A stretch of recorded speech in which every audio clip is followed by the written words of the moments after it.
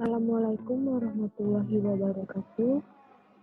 Saya Dwi Oktaviantika Dewi, NIM 191510078 dari kelas 2C, Fakultas Ilmu Kesehatan, Prodi Kesehatan Masyarakat, Universitas Muhammadiyah Pontianak.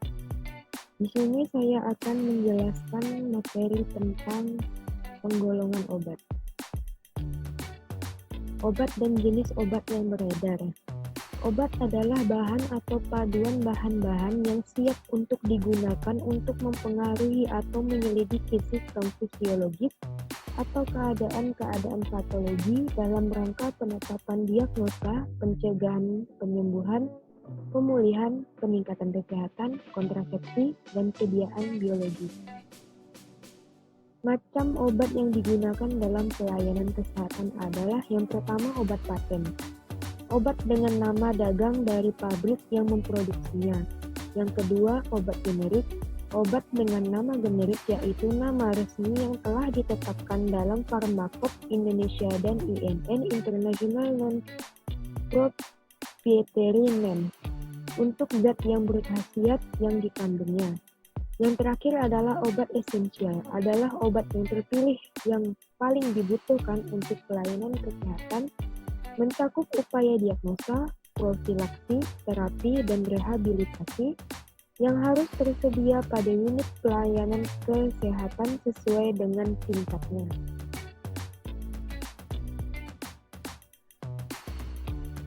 Selanjutnya penggolongan obat.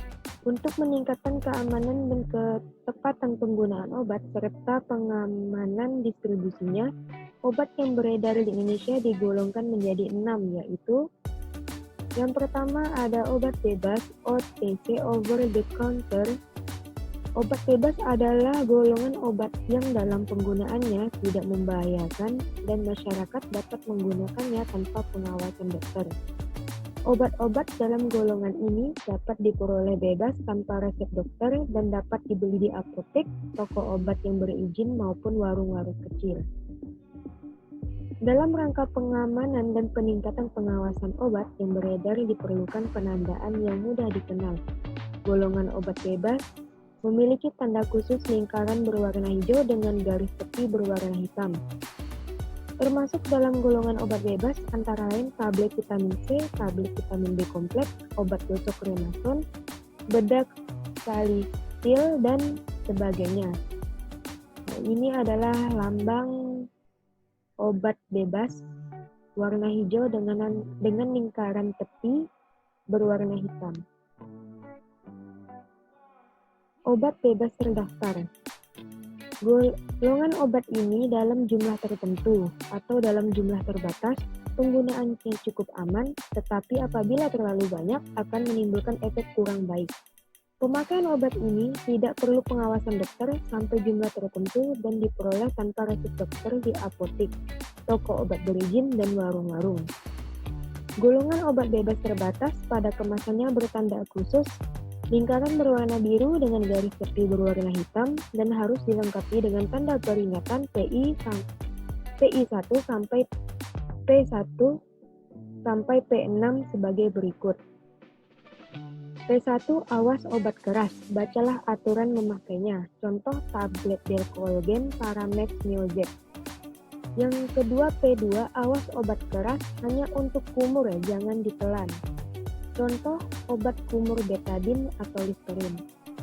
Yang ketiga P3 awas obat keras hanya untuk bagian luar badan. Contoh betadine solution Kalpanac. Yang keempat P4 awas obat keras hanya untuk dibakar. Contoh rokok anti asma. P5 awas obat keras tidak boleh ditelan. Contoh Rivanol kompres. P6 awas obat keras, obat wasir jangan ditelan, contoh Anusol suppositoria. Selanjutnya untuk menjamin penggunaan obat secara tepat, aman, dan rasional, ditetapkan Peraturan Menteri Kesehatan Nomor 919 Menkes X 1993 tentang kriteria obat yang dapat diserahkan tanpa resep harus memenuhi kriteria Yang pertama, tidak dikontraindikasikan untuk penggunaan pada wanita hamil, anak di bawah usia 2 tahun, dan orang tua di atas 65 tahun. Yang kedua, pengobatan sendiri dengan obat dimaksud tidak memberikan resiko kelanjutan penyakit. Yang ketiga, penggunaannya tidak memerlukan cara dan alat khusus yang harus dilakukan oleh tenaga kesehatan. Yang keempat, penggunaannya diperlukan untuk penyakit yang prevalensinya tinggi di Indonesia. Yang terakhir, obat dimaksud memiliki rasio khasiat keamanan yang dapat dipertanggungjawabkan untuk pengobatan sendiri. Obat wajib apotek. Untuk meningkatkan kemampuan masyarakat dalam menolong dirinya sendiri guna mengatasi masalah kesehatan, dirasa perlu ditunjang dengan sarana yang dapat meningkatkan pengobatan sendiri secara tepat, aman, dan rasional ditetapkan dengan keputusan Menteri Kesehatan nomor 347/SK/7/71990 tentang obat wajib apotek. Obat wajib apotek adalah obat keras yang dapat diserahkan tanpa resep dokter oleh apoteker di apotek. Contoh, OWA nomor 1 metampiron maksimal 20 tablet, asam mafenamat maksimal 20 tablet. Obat keras. Obat keras adalah golongan obat yang pemakaiannya harus di bawah pengawasan dokter. Untuk memperolehnya harus dengan resep dokter dan hanya dapat dibeli di apotek termasuk di rumah sakit. Obat keras pada kemasannya diberi tanda lingkaran merah dengan huruf K yang berwarna hitam, contoh obat-obat golongan antibiotika, obat suntik atau injeksi.